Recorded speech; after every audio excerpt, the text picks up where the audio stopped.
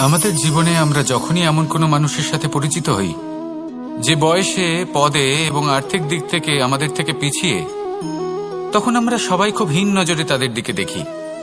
মনেই করি না যে সেই ব্যক্তির নিজস্ব একটা অস্তিত্ব রয়েছে, তার নিজেরও একটা মাহাত্ম্য রয়েছে। আমাদের মনেই হয় না যে আমাদের সামনে দাঁড়িয়ে থাকার যোগ্যতা আছে তাদের। চলুন আপনাকে একটা প্রশ্ন করি, শূন্যের নিজস্ব মূল্য কোথায়? আপনি বলবেন কিছুই না। শূন্যের আবার নিজস্ব মূল্য কোথায়? কিন্তু যখন এই শূন্যই কোনো সংখ্যার সাথে এসে যুক্ত হয়ে যায়, কোনো অঙ্কের সাথে এসে যুক্ত হয়ে যায়, তখন তার মূল্য অনেক গুণ বৃদ্ধি পায়। অর্থাৎ এই শূন্যের মূল্য অবশ্যই আছে। আর আমাদের জীবনেও এমন কিছু ব্যক্তি থাকেন, তাদের দেখে মনে হয় যে এদের কোনো মূল্যই নেই। কিন্তু যখন এই ব্যক্তি কারোর সাথে এসে জুড়ে যান, তখন তার মূল্য সেই ব্যক্তির বৃদ্ধি ঘটায়। এই সংসারে এমন কোনো ব্যক্তি নেই যার কোনো মূল্য নেই। যদি আমরা ধনুকের কথা বলি, তাহলে তার জন্য একটি দড়ির প্রয়োজন হয়, যেটি প্রত্যঞ্চা হিসেবে ব্যবহৃত হয়। যদি এই প্রত্যঞ্চা না থাকে, তাহলে ধনুকের কোনো মূল্যই থাকে না। যদি প্রত্যঞ্চা না থাকে, তাহলে ধনুকের অস্তিত্ব অসম্পূর্ণ থেকে যায়। এই সংসারে যে কোনো ব্যক্তি হোক বা যে কোনো বস্তু হোক, প্রত্যেকের নিজস্ব একটি মূল্য আছে। তার সম্মান করুন, সামনে অগ্রসর হন, আর আমার সাথে ভালোবেসে বলুন, রাধা রাধা। মানুষের এই সংসারে জীবনযাপন করার জন্য কিছু জিনিসের প্রয়োজন পড়ে।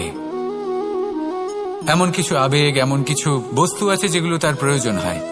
কিন্তু সব থেকে বেশি যে জিনিসটা তার প্রয়োজন হয়, সেটা হলো সম্মানের। আমাদের ভালো লাগে যখন কেউ আমাদের সম্মান করে। আমরা কাউকে সম্মান করলে তারও সেটা ভালো লাগে। কিন্তু আপনি দেখবেন যে সংসারে বেশিরভাগ মানুষ দুটি মাপদণ্ডের ভিত্তিতে সম্মান করেন, হয় বয়স দেখে করেন বা উপার্জন দেখে। অর্থাৎ সেই ব্যক্তি কতটা উপার্জন করেন। এবার ভেবে দেখুন, এটা আবশ্যক নয় কারোর বয়স যদি বেশি হয় তার বুদ্ধিও ততটাই বেশি হবে। আবশ্যক এটাও নয় যে কোনো ব্যক্তি যদি অত্যন্ত ধনী হন বা তার মনও নির্মল হবে বা তিনি সৎকর্ম করবেন বা এমন কোনো কর্ম করবেন যাতে উনি সম্মান লাভ করতে পারেন। হতে পারে উনি ধনী কিন্তু দুশ্চরিত্র। সেই জন্য বয়স বা উপার্জন দেখে কোনো ব্যক্তিকে সম্মান করবেন না। কর্ম দেখুন। যদি গভীরভাবে ভেবে দেখেন, তাহলে দেখবেন যদি কোনো মানুষ কোনো সৎকর্ম করেন, তাহলে তার প্রতি হৃদয় থেকে সম্মান জাগ্রত হয়। এটাই হলো সেই সম্মান যা অর্জন করতে হবে। বয়স আজ আছে, কাল আরো বৃদ্ধি পাবে। উপার্জন আজ আছে, কাল সেটা কমে যেতেও পারে। কিন্তু যদি আপনি নিরন্তর শুভকর্ম করতে থাকেন, তাহলে আপনি মৃত্যুর পরেও অমর হয়ে থাকবেন। আসুন আমার সাথে ভালোবেসে বলুন, রাধা রাধা। মানুষের জীবনে উন্নতি লাভ করার জন্য তিনটি স্তম্ভের প্রয়োজন হয়। প্রথম স্তম্ভ শিক্ষা। এই শিক্ষা আমাদের জ্ঞান প্রদান করে। দ্বিতীয় স্তম্ভ ব্যবসা, যার দ্বারা আমরা ধন উপার্জন করি। তৃতীয় স্তম্ভ হলো আমাদের ঈশ্বর, আমাদের ইষ্ট। এনার সাথে যদি আমরা জুড়ে থাকতে পারি, তাহলে এমন একটা মানসিক বল আপনি লাভ করবেন যেটা এই সংসারে আর কোথাও পাওয়া সম্ভব নয়। কিন্তু মানুষ অনেক সময় জীবনে এই তিনটি স্তম্ভ লাভ করা সত্ত্বেও সামনে অগ্রসর হতে পারেন না। তখনও জীবনে কঠিন পরিস্থিতি আসতেই থাকে। এমনটা ঠিক কেন হয়? কারণ সে জীবনে এই তিনটি স্তম্ভ লাভ করে নেয়, জীবনে প্রয়োগও করে, কিন্তু তার ভিতের কথা সে ভুলেই যায়। যেমন প্রথম স্তম্ভ অর্থাৎ শিক্ষা। এই শিক্ষার আধার হলো শুভ চেতনা। যদি অন্তরে শুভ চেতনা না থাকে, তাহলে এই শিক্ষার কোনো গুরুত্ব থাকে না। দ্বিতীয় স্তম্ভ ব্যবসা। পরিশ্রম করে উপার্জন করতে হবে, এই কথাটা আমরা সবাই জানি এবং সবাই চেষ্টাও করি। কিন্তু ব্যবসা করতে করতে আমরা এটা ভুলে যাই আমাদের ব্যবহার কেমন হয়ে পড়েছে। এই ব্যবহার যদি শুভ হয়, তাহলে আমাদের উপার্জন আস্তে আস্তে একটা স্থির জায়গায় এসে পৌঁছবে। এবং তৃতীয় স্তম্ভ আমাদের ভগবান, যদি ওনার স্মরণে আপনি যেতে চান তাহলে তার পূর্বে নিজের মা বাবাকে সেবা করুন, তাদের যত্ন করুন, তাদেরকে ভালোবাসুন, কারণ ওনারাই হলেন এই সংসারে আপনার সবথেকে বড় ইষ্ট। তাহলে 3 স্তম্ভের সাথে সাথে তাদের আধারকেও নিজের জীবনে প্রাধান্য দিন। কোনো সমস্যা আসবে না, জীবনে একের পর এক উন্নতি করবেন এবং এই মন প্রসন্ন হয়ে বলবে রাধা রাধা। ভয়ের সাথে আমরা সবাই পরিচিত, কষ্টও আমরা সবাই পেয়েছি। কখনো কখনো আমরা অসুস্থ হয়ে পড়ি, আর এমন সময় হলে মাতার মমতা, কখনো বাবার স্নেহ, কখনো বন্ধুদের পাশে থাকার অনুভূতি আমাদের রোগ নিরাময়ে সাহায্য করে। কখনো যদি আমরা নিরাশ হয়ে পড়ি, তখন যদি আমাদের কোনো আপনজন আমাদের দুটো ভালো কথা বলে, তখন আমাদের মনোবল বেড়ে যায়। ঠিক তেমন সংসারের এই রঙ্গমঞ্চে যদি আপনি পীড়িত অনুভব করেন, কিছু শুভ কথা আলোচনা করুন, কিছু স্তুতি গান করুন, কিছু মুহূর্তের জন্য হলেও নিজের ইষ্টদেবের কথা স্মরণ করুন আর প্রার্থনা করুন। সাহস বাড়বে, শক্তিও বৃদ্ধি পাবে এবং সামনে এগিয়ে চলার পথও দেখতে পাবেন। তখন এই মন প্রসন্ন হয়ে বলবে রাধা রাধা। সুখ, দুঃখ এবং শক্তি, এই 3 হলো এই সংসারের ত্রিদেবের মতো। আমাদের জীবনে যা কিছু ঘটছে এই 3টির ভিত্তির উপরেই হচ্ছে। আসলে এই সংসারের একটা নিয়ম আছে, যখনই আপনি কিছু লাভ করেন এই সংসার আপনার পরীক্ষা নেয়। এটা জানার জন্য আপনার পরীক্ষা নেয় যে আপনি যা কিছুই লাভ করেছেন আপনি কি আদৌ সেটার যোগ্য কিনা।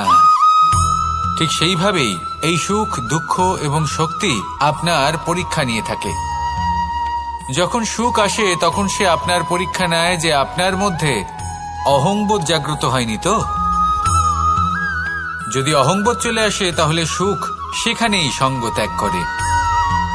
দুঃখ আপনার ধৈর্যের পরীক্ষা নিতে থাকে, আর যদি আপনার মধ্যে ধৈর্য না থাকে তাহলে এটা আপনাকে আরো বেশি দুঃখের গভীর অন্ধকারে ঠেলে দেবে।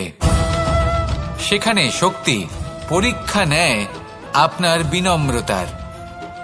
যদি আপনি বিনম্র না হন তাহলে হয় এই শক্তি আপনার সঙ্গ ত্যাগ করবে, নয় এই শক্তি বিনম্রতার অভাবে আপনার পতনের কারণ হতে পারে। এই সংসারে যে কোনো ব্যক্তি যিনি এই পরীক্ষায় উত্তীর্ণ হয়ে থাকেন এই জীবনে তিনি সাফল্য লাভ করেন। আসুন আমার সাথে ভালোবেসে বলুন রাধা রাধা। মানুষের জীবনে উন্নতি লাভ করার জন্য 3টি স্তম্ভের প্রয়োজন হয়। প্রথম স্তম্ভ শিক্ষা, এই শিক্ষা আমাদের জ্ঞান প্রদান করে। দ্বিতীয় স্তম্ভ ব্যবসা, যার দ্বারা আমরা ধন উপার্জন করি। তৃতীয় স্তম্ভ হলো আমাদের ঈশ্বর, আমাদের ইষ্ট। এনার সাথে যদি আমরা জুড়ে থাকতে পারি তাহলে এমন একটা মানসিক বল আপনি লাভ করবেন যেটা এই সংসারে আর কোথাও পাওয়া সম্ভব নয়। কিন্তু মানুষ অনেক সময় জীবনে এই 3টি স্তম্ভ লাভ করা সত্ত্বেও সামনে অগ্রসর হতে পারেন না। তখনও জীবনে কঠিন পরিস্থিতি আসতেই থাকে। এমনটা ঠিক কেন হয়? কারণ সে জীবনে এই 3টি স্তম্ভ লাভ করে নেয়, জীবনে প্রয়োগও করে, কিন্তু তার ভিতের কথা সে ভুলেই যায়।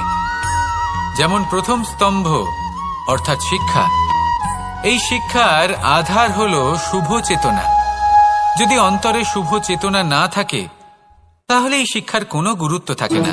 দ্বিতীয় স্তম্ভ ব্যবসা, পরিশ্রম করে উপার্জন করতে হবে এই কথাটা আমরা সবাই জানি এবং সবাই চেষ্টাও করি, কিন্তু ব্যবসা করতে করতে আমরা এটা ভুলে যাই আমাদের ব্যবহার কেমন হয়ে পড়েছে। এই ব্যবহার যদি শুভ হয় তাহলে আমাদের উপার্জন আস্তে আস্তে একটা স্থির জায়গায় এসে পৌঁছবে। এবং তৃতীয় স্তম্ভ আমাদের ভগবান, যদি ওনার স্মরণে আপনি যেতে চান তাহলে তার পূর্বে নিজের মা বাবাকে সেবা করুন, তাদের যত্ন করুন, তাদেরকে ভালোবাসুন, কারণ ওনারাই হলেন এই সংসারে আপনার সবথেকে বড় ইষ্ট। তাহলে 3 স্তম্ভের সাথে সাথে তাদের আধারকেও নিজের জীবনে প্রাধান্য দিন। কোনো সমস্যা আসবে না, জীবনে একের পর এক উন্নতি করবেন এবং এই মন প্রসন্ন হয়ে বলবে, রাধা রাধা। সুখ, দুঃখ এবং শক্তি, এই তিন হলো এই সংসারের ত্রিদেবের মতো। আমাদের জীবনে যা কিছু ঘটছে এই তিনটির ভিত্তির উপরেই হচ্ছে। আসলে এই সংসারের একটা নিয়ম আছে, যখনই আপনি কিছু লাভ করেন এই সংসার আপনার পরীক্ষা নেয়। এটা জানার জন্য আপনার পরীক্ষা নেয় যে আপনি যা কিছুই লাভ করেছেন আপনি কি আদৌ সেটার যোগ্য কিনা। ঠিক সেইভাবেই এই সুখ, দুঃখ এবং শক্তি আপনার পরীক্ষা নিয়ে থাকে। যখন সুখ আসে তখন সে আপনার পরীক্ষা নেয় যে আপনার মধ্যে অহংবোধ জাগ্রত হয়নি তো। যদি অহংবোধ চলে আসে তাহলে সুখ সেখানেই সঙ্গ ত্যাগ করে। দুঃখ আপনার ধৈর্যের পরীক্ষা নিতে থাকে, আর যদি আপনার মধ্যে ধৈর্য না থাকে তাহলে এটা আপনাকে আরো বেশি দুঃখের গভীর অন্ধকারে ঠেলে দেবে। সেখানে শক্তি পরীক্ষা নেয় আপনার বিনম্রতার।